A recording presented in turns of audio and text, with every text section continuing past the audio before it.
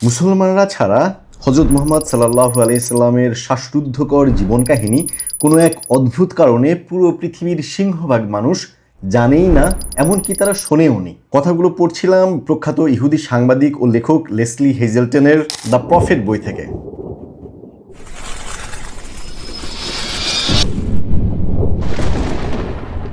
মূলত এই বইটার নাম হচ্ছে দ্য ফার্স্ট মুসলিম। অনুবাদক আবদুল্লাহ ইবনে মাহমুদ লেখিকার অনুমতি নিয়েই এই বইটার নাম করেছেন দ্য প্রফেট। 2011 সালে নবীর জীবন ভিত্তিক এই বইটি প্রকাশ করেছে আদি প্রকাশন। এবার বইটি নিয়ে একটু কথা বলি। লেখিকা বইটিকে 3টি খণ্ডে বিভক্ত করেছেন। প্রথম খণ্ড হচ্ছে এতিম বালক, দ্বিতীয় খণ্ড হচ্ছে হিজরত এবং তৃতীয় খণ্ড হচ্ছে অধিনায়ক। এই 3 খণ্ডে তিনি নবী জীবনের একদম শুরু থেকে শেষ পর্যন্ত বর্ণনা করেছেন। তুলে এনেছেন 1500 বছর আগের সেই হেজাজের মরুভূমিকে। ইতিহাস, ধর্ম, রাজনীতি, মানসিকতা সবকিছুর আলোকে তিনি খুঁজতে চেয়েছেন মোহাম্মদ সাল্লাল্লাহু আলাইহি ওয়াসাল্লামকে। এক অনাথ এতিম শিশু কিভাবে বদলে দিল পুরো পৃথিবী, কিভাবে হয়ে উঠল বিশ্বের সর্বশ্রেষ্ঠ মানুষ, সেসবের চুলচেরা বিশ্লেষণ করেছেন এই বইটির মাধ্যমে। মুসলিম না হয়েও যে ইসলাম সম্পর্কে এত পাণ্ডিত্য অর্জন করা যায় সেটা বুঝতে হলে লেসলি হেজেলটনের এই দ্য প্রফেট বইটা আপনাদেরকে পড়তে হবে। দ্য প্রফেটে মনে হবে যে আপনি রোমাঞ্চকর কোনো গল্প পড়ছেন বা কোনো কাহিনী পড়ছেন, মুভি দেখছেন, কিন্তু মূল ব্যাপারটি হচ্ছে এটি কোনো গল্প বা মুভি নয়, এটা বাস্তব কাহিনী। বইয়ের মূল নায়ক হযরত মুহাম্মদ সাল্লাল্লাহু আলাইহি ওয়াসাল্লাম কখনো আদর্শবাদী, কখনো বাস্তববাদী, কখনো ধর্মপ্রচারক, কখনো শাসক, কখনো বিচারক, কখনো কোমল হৃদয়ে ভালোবেসেছেন, কখনো যুদ্ধের ময়দানে অস্ত্র হাতে তুলে নিয়েছেন।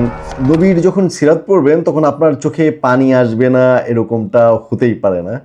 লেখিকা খুবই সুন্দর করে তুলে ধরেছেন প্রতিটা বর্ণনাটা আসলে এত সুন্দর করে দিয়েছেন যে আপনার কাছে মনে হবে যে আপনি নবী করিম সাল্লাল্লাহু আলাইহি ওয়াসাল্লামের সেই সময়টাতে বিচরণ করছেন।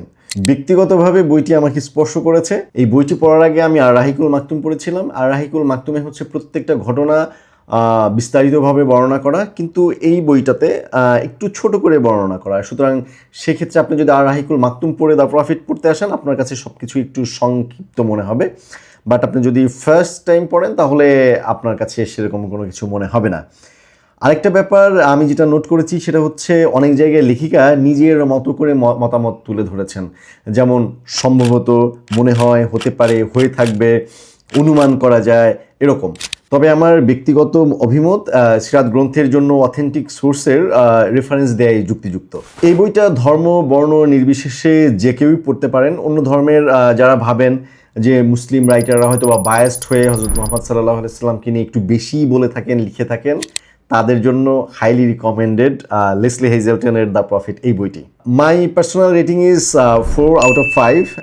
দারুণ এই বইটি আপনাদেরও পড়ার আমন্ত্রণ রইল। চিন্তার বন্দিত্ব থেকে মুক্তি পেতে সঙ্গী করুন বইকে। প্রতিদিন অন্তত 5 পৃষ্ঠা বই পড়ুন। ইনশাআল্লাহ দেখা হবে নতুন কোনো বইয়ের গল্পে। ততক্ষণ পর্যন্ত ভালো থাকবেন। আসসালামু আলাইকুম।